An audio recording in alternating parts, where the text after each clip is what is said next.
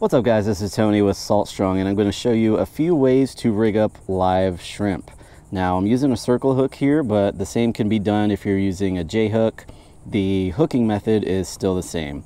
So first off, you can hook the shrimp either in the head or the tail. What you never want to do is hook the shrimp right in the middle of the body, like so, because when the shrimp hits the water and hits the ground, it's basically just going to lay on its side on the bottom and not be active. What you want this shrimp to be is lively while it's on the hook. So make sure you have the right size hook as well to match your shrimp. You don't want to go too big on a hook because that will weigh your shrimp down and it will basically just lay on the bottom and be lifeless. So again, you can get away with a really small hook when using shrimp because when something hits it, it's usually going to take it pretty good. So when we rig the shrimp through the head, what I like to do is go through the middle of the head.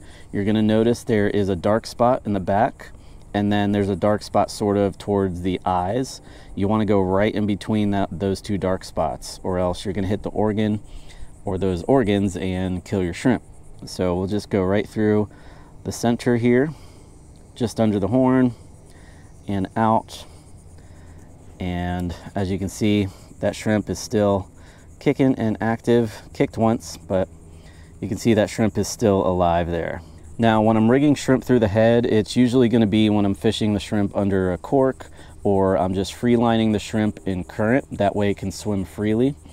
Now if I'm trying to cast this shrimp, let's say I'm sight casting to fish, or I'm fishing in an area that doesn't really have current, where the current's weak and the shrimp can just swim around the area, I'll go through the tail. And you can either go through sideways like so, and that shrimp will still be nice and lively, or you can go up through the bottom and then out through the top.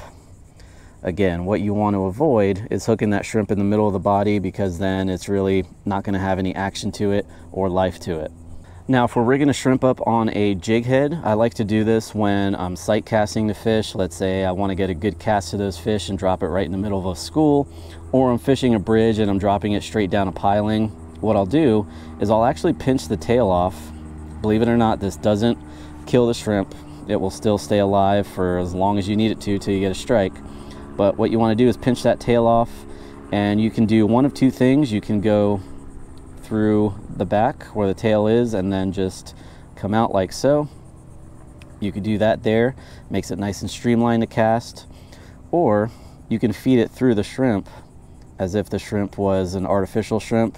You know, you can feed that hook through the body, except this time we're coming out the bottom of the shrimp like so, and then pushing that shrimp up onto the jig head, and now you basically have a shrimp rigged up almost like an artificial lure. So those are just a few ways I like to rig up live shrimp. Hopefully these tips can help you out on your next trip. I'm actually out here on the water today filming an insider report for our Salt Strong members, where they can see exactly where I'm fishing, why I'm fishing here based on the conditions, the trends, and the time of year, and all those other factors that come into play. That way they can use those same tips and tactics to get out there and start catching more fish. And if you're interested in that, head over to saltstrong.com. We have various levels of memberships now to suit your needs. Until next time, thanks for watching, and if you have any questions or comments, please feel free to drop them down below.